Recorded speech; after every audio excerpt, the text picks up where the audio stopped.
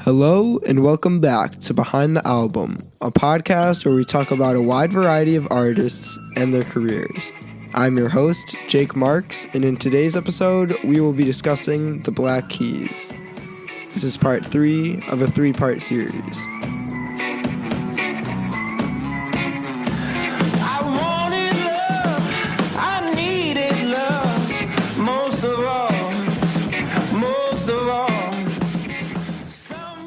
In part 2, we took a look at what the Black Keys have accomplished between starting the band and releasing El Camino.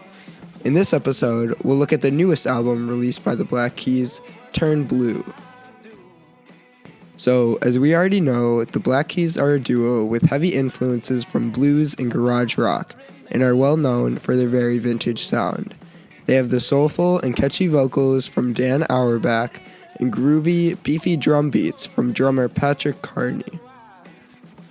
We also know the Black Keys for their stripped-back, straightforward sounds from the albums such as Rubber Factory, released in 2004, Thick Freakness, released in 2003, and Chulahoma from 2006.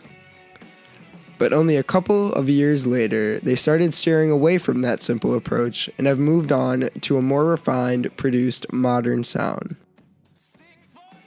In fact, on the album Attack and Release, they started working with producer Danger Mouse, which is where the Black Keys started to lose their hard rock vintage edge, only to replace it with more instrumentation and bells and whistles. In my opinion, I thought this was a very bold yet smart move because it showed that they were not going to essentially make the same album over and over again, which is what they were on the verge of doing. So, going into their newest album, Turn Blue, I was hoping that they would change up their style and try something new, and I was very happy after the album was released. But after listening to so many other people's reviews of Turn Blue, I decided that my one opinion does not even come close to capturing the thoughts of Turn Blue listeners. For this reason, I invited someone else to talk about their perspective on where the Black Keys have come in the past couple of years. So Josh, welcome to Behind the Album, and it's great to have you here. All right, thank you, man. Thank you for having me. All right, so before we dive into talking about the Black Keys, why don't you just tell us a little bit about the music that you enjoy listening to? All right, so just want to start off by thanking you for having me here. And mostly the genre I listen to is almost rap and also a little bit of rock here and there. Okay. But I also listen to, old school stuff like Biggie, Tupac, also Nirvana, Guns N' Roses, stuff like that. But, that's on certain days. Okay, yeah, nice. And have you been listening to that stuff for a while now, or is that more recent, like the rap stuff?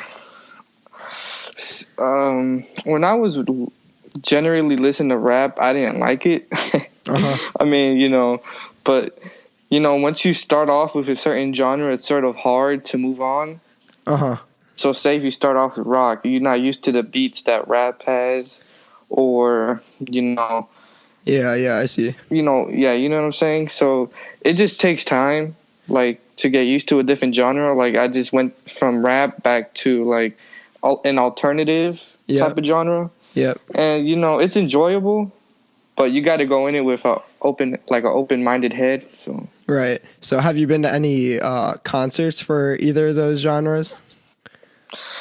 I've been to two. I went to a Logic concert and that's rap, and I forget my first one. It happened. I only been to two, but I don't really go to a lot. Nice. Yeah, I've actually been to a concert myself, and I've actually been to two, which was The Who was a couple of years ago I went to see. And then more recently, I think about last year, was actually the Black Keys and their newest album, Turn Blue. So so how did you like their other songs leading up to the album, Turn Blue? I mean, they were good.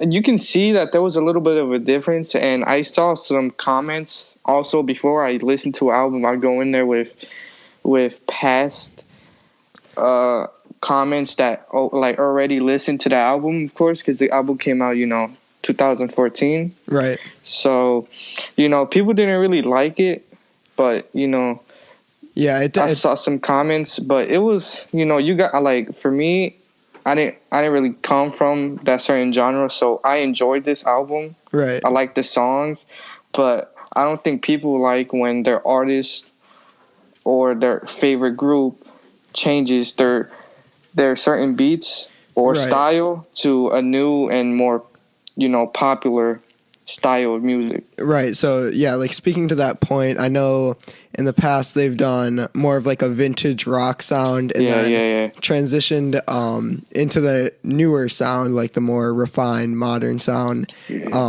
Even working with the producer Danger Mouse to make everything sound a little more clean and refined. Yeah, that's what I was going to say as well. Like, you can tell, like, before, like, the albums before this one, you can see, like, I want to compare it to, like, a certain, like, garage type of rock, you know what I'm saying? Right, yeah. And then you can hear in this album that it's much cleaner and that they did more work and tune up to. We went on to continue talking about the vintage Black Keys compared to the more refined Black Keys.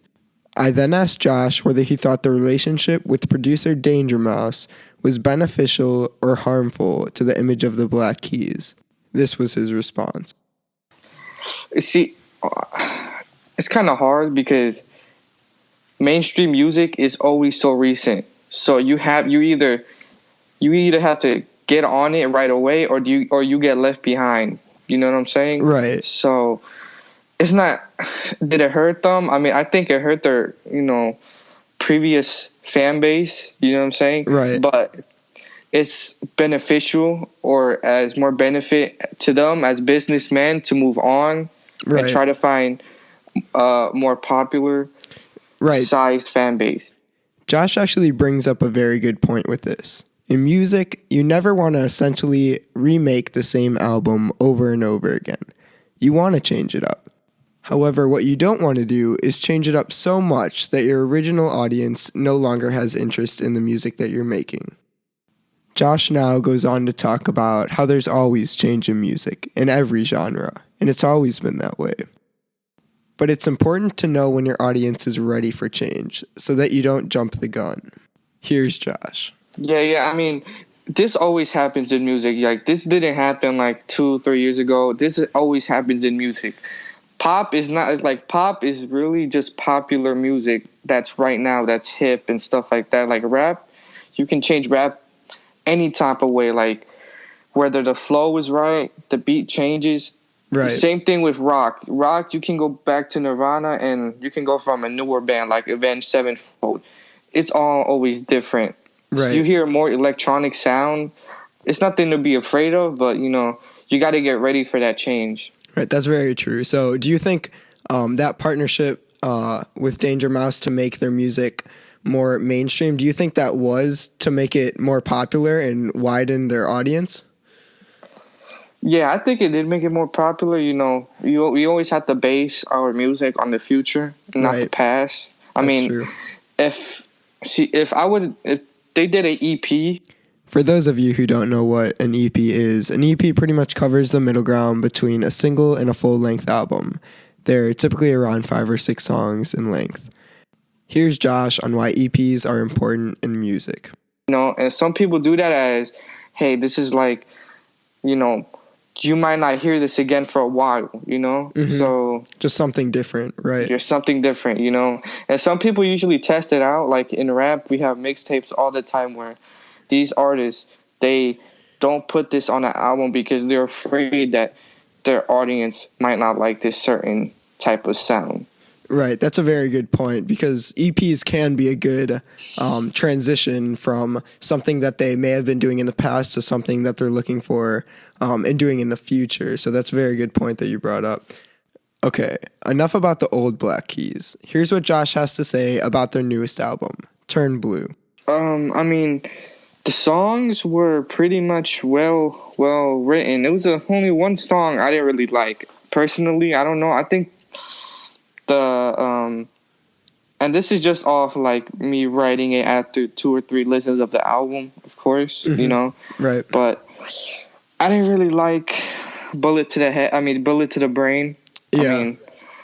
I don't think that the lyrics really, where they I don't think the lyrics were well placed in the right, Right, and the right I order. think in Bullet in the Brain, Dan was also singing in like falsetto most of the time. And for me, I don't know, just his voice in falsetto, it's good that they try something new, but for him, I don't really think that's the range that he wants to be singing in. Yeah, but I wanted to ask you a question. Like, what was your favorite song on this album? Ooh, my favorite song, I don't know, I really like the lick and the catch in Fever. You know, the synthesizer. But I think there were a couple of good songs that were on there. I think the last song, Not year in review, but it was "Gotta Get Away." Gotta Get Away, right? I thought that was a very strong ending to the album, and I also thought the beginning was very strong. Like the first couple of songs, especially, even though people were talking about them lingering on. I think they were a very good start, and they kind of showed you what the rest of the album was going to do. So like "Way to Love," for example, it was 6 minutes. Yeah, although it was like 6 minutes 50 seconds. It was very good. And like you were saying, I think there were some songs like "Bullet in the Brain" and even like "Waiting on Words." There were times that Dan kind of went into a range that you could tell he wasn't very comfortable in. Those two songs were like when I write. Like the certain type of songs I hear, I always comment on the instruments they use, and that pretty much that whole song is blank on my page. Really, it doesn't really have a lot. All I wrote on it was you pretty much hear a acoustic sound in the background, and the lyrics. I mean, his tone was not, his range wasn't the best. Right, he could have used a better range. So, okay, I think that's it for today. So thank you, Josh, again for taking your time to talk with me about the Black Keys and Turn Blue. I hope we can do it sometime in the near future as well. Yeah, man. It was good. Thank you for having me. Right. Yeah, no problem. All right, so I'll talk to you later, Josh. All right, see you. So to pretty much sum up Josh's thoughts, Josh agrees that the change in the Black Keys sound was beneficial because change is bound to happen. No matter who it is, no matter what genre, no matter when it is, change is bound to happen.